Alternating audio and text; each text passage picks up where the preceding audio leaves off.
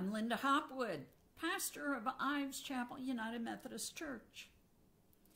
Early in the Gospel of Mark, we hear about Jesus calling his first disciples. He walks along the shore of the Sea of Galilee and calls two sets of brothers to follow him. All four are fishermen. That means they have all the equipment needed for this profession: the boats, the nets, and other tools. Likely, this is a profession that their families have practiced for generations. We know that two of the brothers, James and John, the sons of Zebedee, leave behind what must have been a solid business. Their fishing is successful enough that the two brothers work with their father as well as hired hands. And when Jesus asks them to follow him, they walk away from their father, leaving him sitting in the boat with the hired hands. When Jesus recruits these first four followers, he doesn't interview them before inviting them to follow him. We might think that if you are setting up an organized movement, you'd want to have people as recruits who are gifted orators and charismatic leaders. But Jesus invites four ordinary people to leave behind their ordinary lives. They don't question his invitation, even though they don't have formal job descriptions or any kinds of maps for where it is that they're going to be going, or any information on why Jesus has chosen them.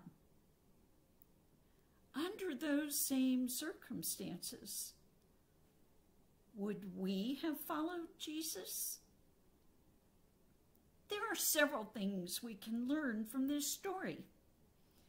Jesus' call may require us to give up our desire to have answers to all our questions before we follow him.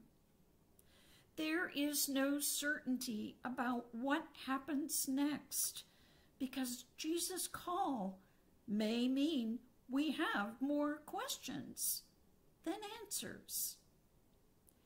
Jesus' call can be costly, and it may be difficult.